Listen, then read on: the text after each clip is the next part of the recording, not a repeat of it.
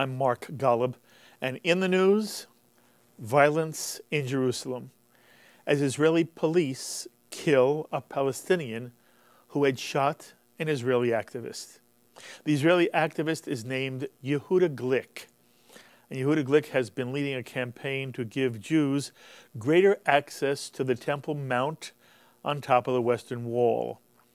I'm sure many of you know that today, on the Mount itself, where both the first and second Jewish temples once stood, there's now a mosque called the Golden Dome, Dome of the Rock, Golden Dome. And in fact, when you see iconic photographs of Jerusalem and the old city, the gold dome you're seeing is the dome on top of a mosque. Also on the Temple Mount, there is now a second mosque, the Al-Aqsa Mosque, with a silver dome. And after the Six-Day War of 1967, Defense Minister Moshe Dayan gave religious control of the Temple Mount to the Palestinians. For many years following the Six-Day War, Jews and Christians were welcome to visit the Mount, even to pray on the Temple Mount, and to actually enter the mosques. I was there with my wife after the Six-Day War. The Golden Dome Mosque is actually not used for Muslim prayer, but simply covers a large rock from which, according to Muslim lore, Muhammad rose to heaven while sitting on his horse. It's the silver-domed Al-Aqsa Mosque, which is used for Muslim prayer today. But over time, the Palestinians closed the Temple Mount to Jews and Christians, and Jews are currently forbidden to pray on the Temple Mount, the Temple Mount again, where the first and second temples once stood. This is what Yehuda Glick, spokesperson for the Joint Committee of Temple Organizations, has been protesting, since he and his organization believe Jews should have the right to pray on the Temple Mount, even if it is the site of Muslim mosques. Well, on Wednesday evening, and we're talking about October 29th, 2014, around 10:30 p.m., as Mr. Glick was outside the Menachem Begin Heritage Center in Jerusalem, where he just attended a rally with Knesset members Moshe Feiglin and Miri Regev, and the evening was entitled, Israel Returns to the Temple Mount. A Palestinian shot and seriously wounded Mr. Glick, who was taken in critical condition to Jerusalem's Shaarei Tzedek Hospital. Then on Thursday, Israeli police shot and killed the Palestinian they believe did the shooting, Moaffaz Hejazi. This sparked Arab violence, and so Israel's public security minister and the Jerusalem police chief decided to close the Temple Mount for fear of greater violence. Palestinian Authority President Mahmoud Abbas has called this closure of the Temple Mount a declaration of war. By the way, you may remember that it was a visit to the Temple Mount in the year 2000 by Ariel Sharon, which supposedly sparked the first Intifada. And the question now is whether these shootings and the closure of the Temple Mount will lead to a similar wave of violence. Well, for some insight, we're now joined on our phones by someone I've had the pleasure of sitting with, Gonen Ben Yitzhak, who was a Shin Bet operative from 1996 to 2006, and who's featured in the documentary film The Green Prince. And you may have seen Gonen in my L'chaim interview with him and the Green Prince, Mossab Hassan Yosef. Gonen now is a lawyer with his own firm, Ben Yitzhak, I think it's Matarazzo and Company. Is that right, Gonen? Have I said it right? Yes, yes. Okay. And you're with your own law firm, but look, you bring years of experience as an operative in the Shin Bet. So we wanted to ask you a few questions about this entire incident. First, thank you for joining us once again. Sure, it's my pleasure. Thank you for calling and talking to me. So, Gonen, first of all, were you and your wife and your friends, were you all aware of the shooting of Yehuda Glick and then the killing of the Palestinian believed to have done the shooting? Yes, actually what happened was yesterday I had the screening of The Green Prince and lecture afterwards in Jerusalem, maybe 500 meters from the crime scene. Really? So I finished my lecture, I went out, and then I got a message that there was a terror attack in Jerusalem, not far from where I was, and I was following what's going on. I saw, all the security cars and police and so on going to the scene, and then driving back home. It took me a long time because everything was closed, checkpoints and so on. So I was aware, I was following the situation, and then heard that the guy, the terrorist, was captured, and then he was shooting at the police force, and he was shot down. Yes. So I want to take this through. I want to take you through this step by step, Gonen. First of all, in general, how do Israelis view the protests that Yehuda Glick has been part of? Are Israelis sympathetic to this movement that Yehuda Glick is part of, that Jews should once again be permitted to pray on the Temple Mount? And I just wanted for you to give us a sense of what in the street, what's the attitude Jews have towards Yehuda Glick's movement? I must say that I guess that most Israelis, until this terrible event, were not that paying attention to his movement and to his ideological way or path. And I guess that most Israelis, we feel connected to Temple Mount, but Israelis are into their lives. They are not that into this issue. If I talk about the secular Jews in Israel, Temple Mount is important, but I don't think that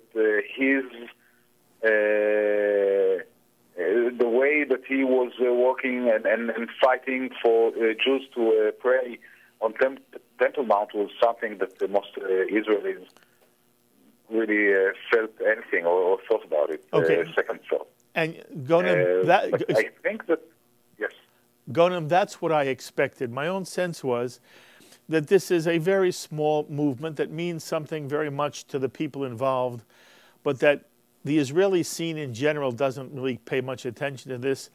And I'm even wondering, Gonen, whether you and your friends have the attitude, the Temple Mount now is in the hands of the Palestinians and Muslims, and yes, it would be wonderful. It would be wonderful if Jews could go up there and could pray and that we had access to the Temple Mount. But in the larger picture, it simply is something not important enough to make an issue of. And I am not minimizing how important it means to Yehuda Glick and to other people who are involved in the movement, but I do feel that the overall Israeli attitude is, the best thing is not to create any kind of friction and tension. We've got enough friction and tension. Leave the Temple Mount alone. So I wanted to hear whether you feel in general that is how you and your friends and the average Israeli secular Jew feels. I must admit that this was the way I felt towards this idea and this movement.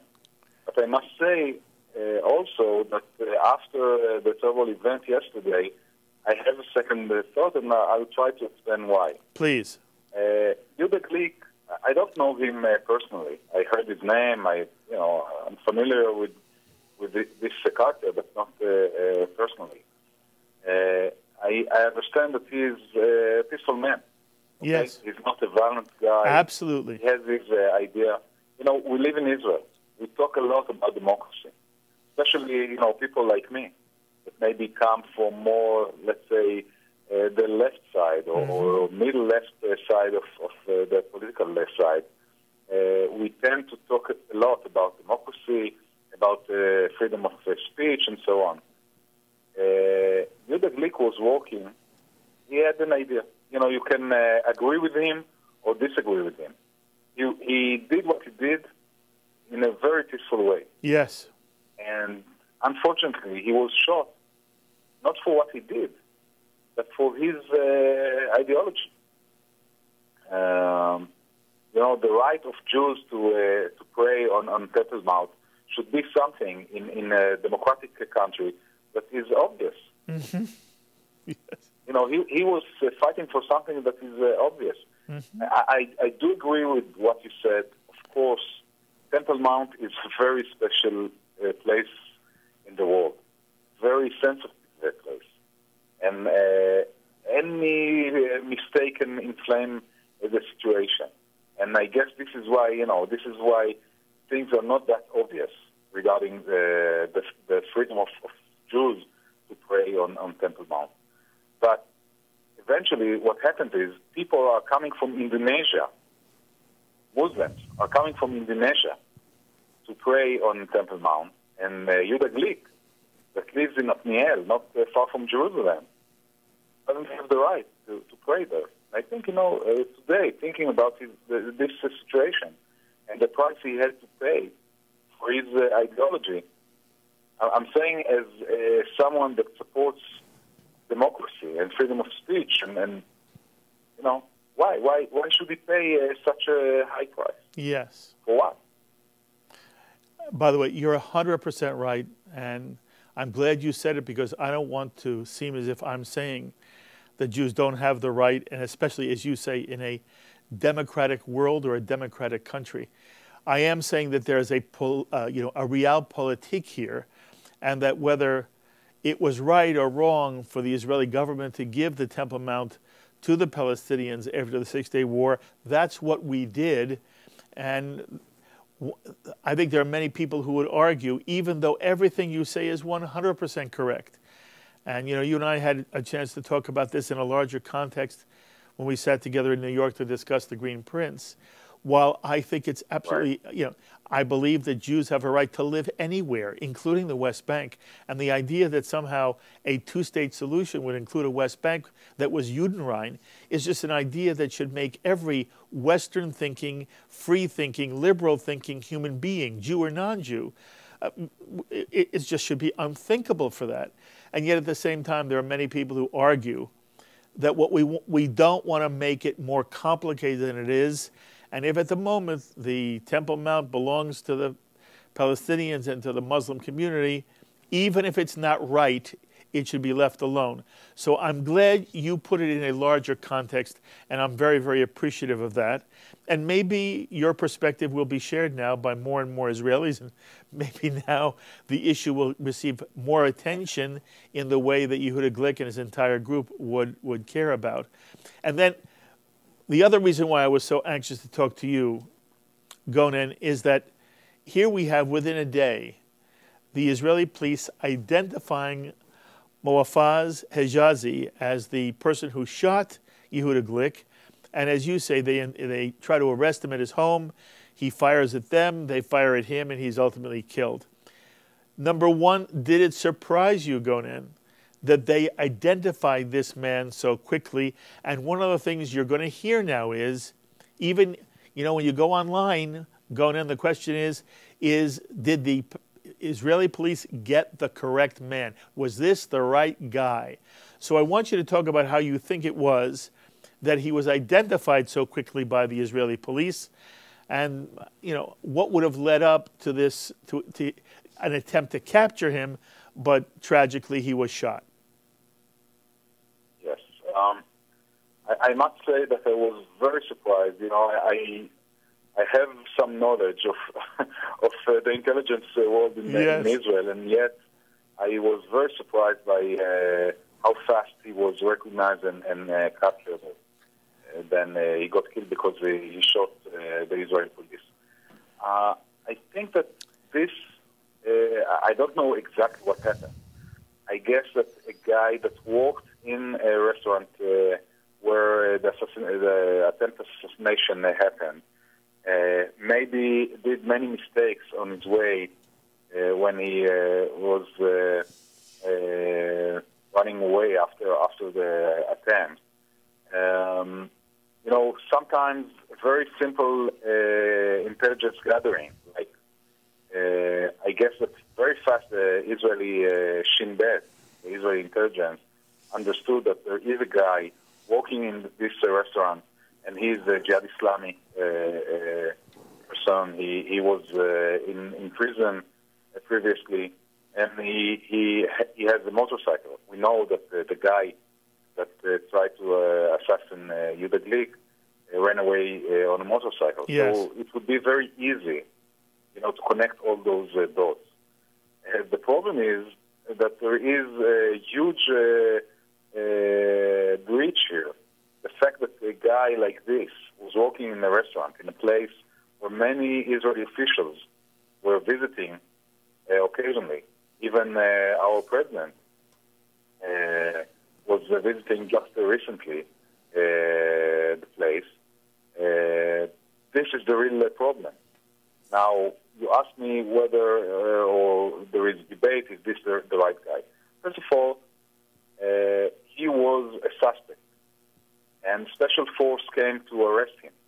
He was waiting for the Special Force on the roof, shooting at the Special Force. Mm-hmm. Someone thinks that this is an assassination.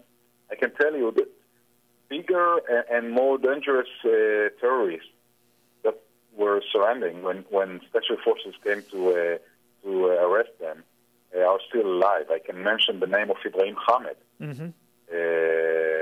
The head of the military wing in the West Bank. He's responsible for hundreds of Jews and others that were killed during the Second Intifada.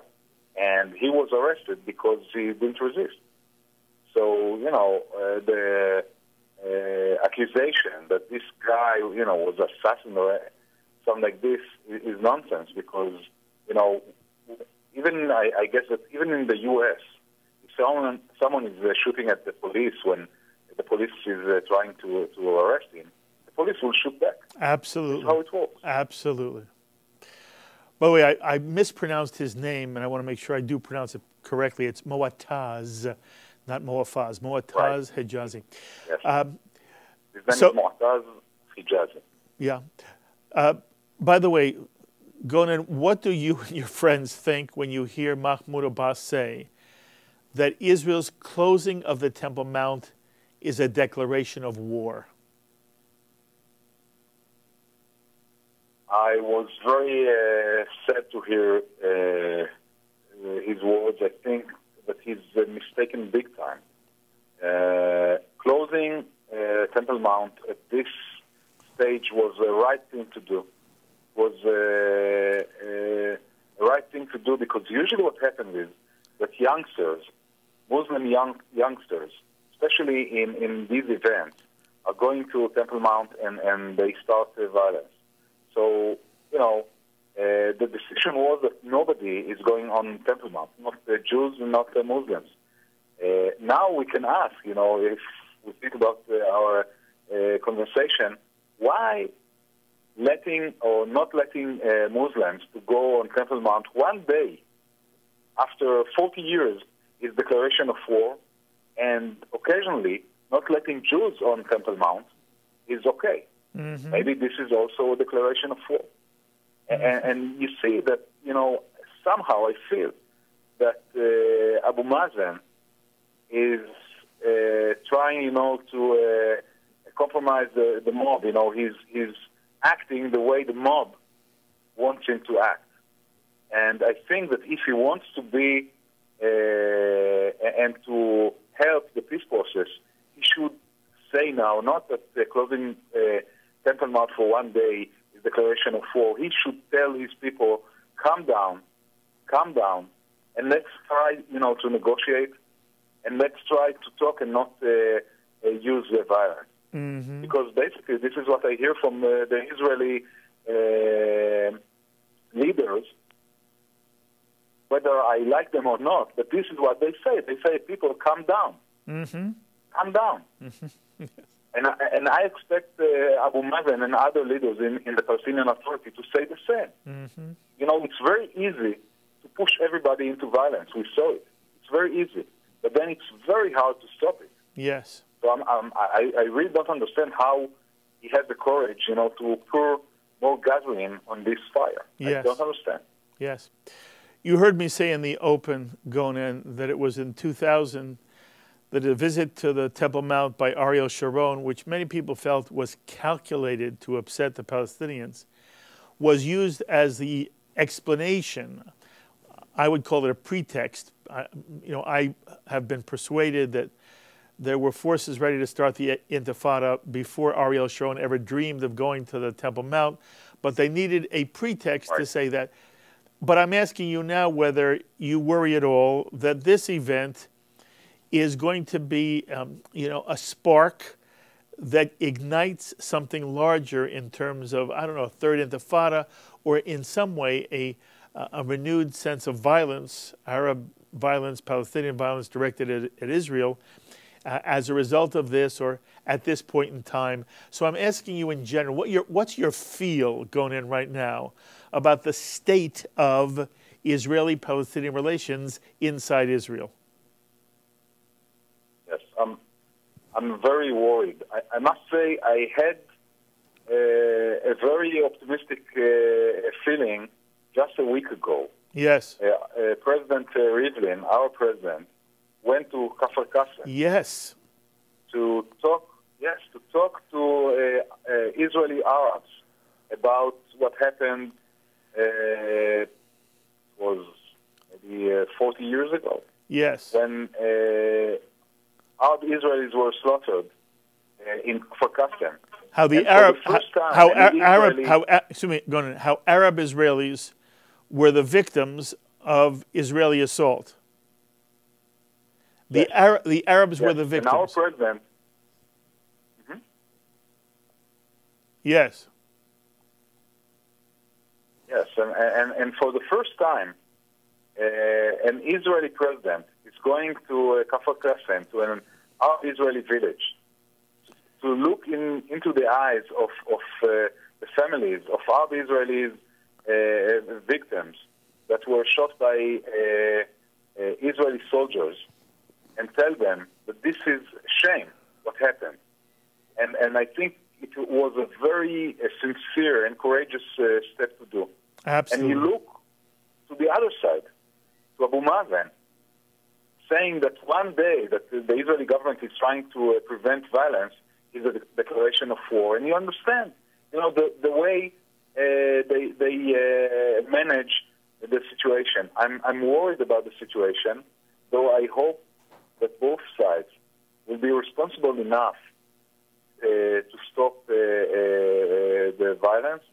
And again, I'm saying, it's so easy, and I saw it, it's so easy to push the two nations into bloodshed. Yes. It's very hard to stop it. And I think both Israelis and Palestinians, basically, they want to live in peace. Yes. I think that our leaders should be responsible and stop it, and not push the area into another circle of blood and death and sorrow. Okay, but you're not saying Israeli leaders are pushing, are you? Definitely not. Definitely not. Okay. I think that the Israeli leadership is trying hard to stop it, and closing the Temple Mount for one day is just an example. It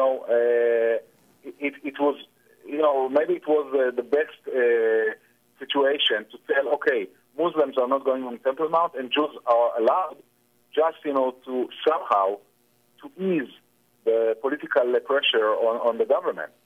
And this is not what the government decided. They decided to close it both to Jews and Muslims for one day.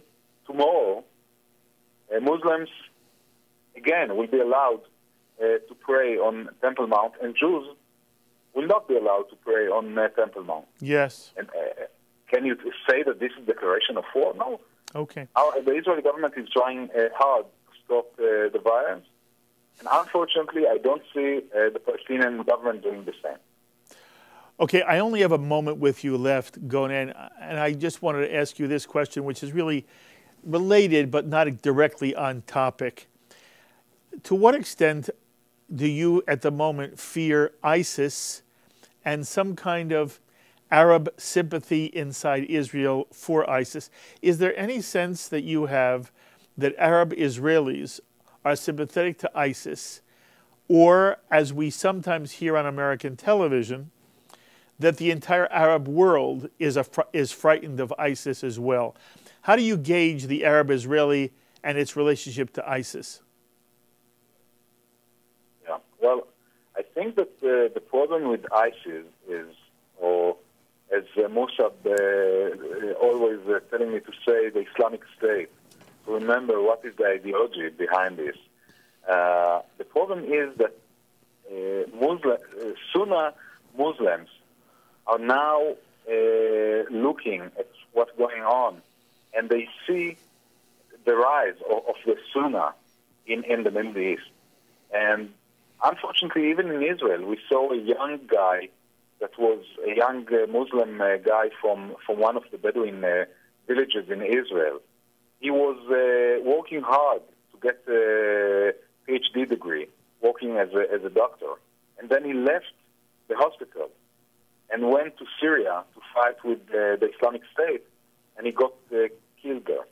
So the problem is not with Arab Israelis, which most of them, 99%, again, they want to live in peace, and they are, from my perspective, they are part of Israel, you know.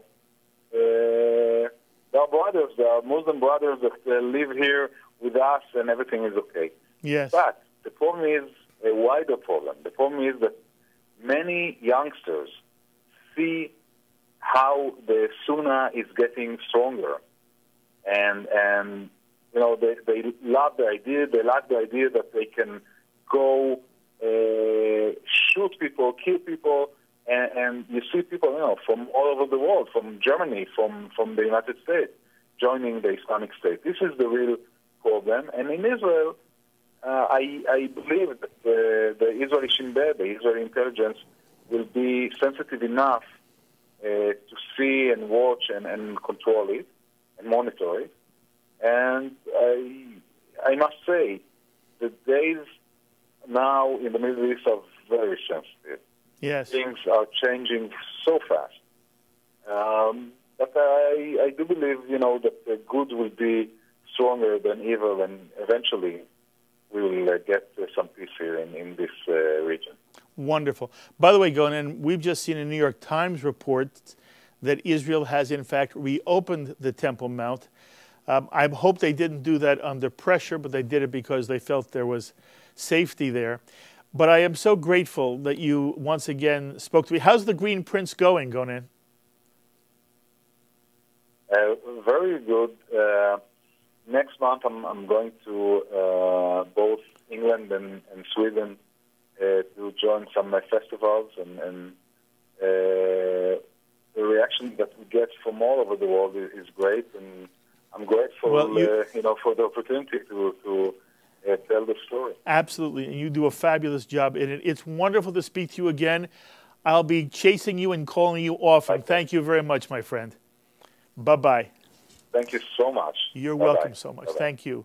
Gonen Ben Yitzhak, again, for years a member of the Shin Bet, now with his own law firm, speaking about the tragic events here where an Israeli is shot and then a Palestinian is killed trying to resist arrest.